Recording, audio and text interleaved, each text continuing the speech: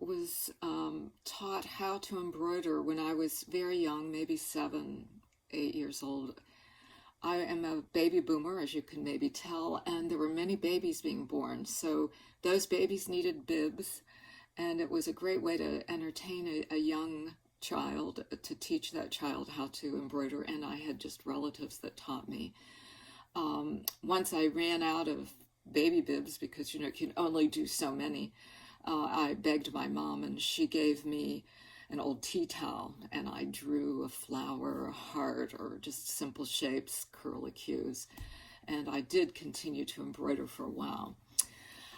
Then I put it down, and I studied photography and other arts. And about 15 years ago, when I was working with cyanotype, I discovered that I had my cyanotype squares that I was going to sew together.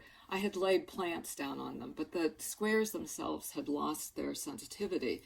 So I sewed them all together, but then I decided to embroider on top of that.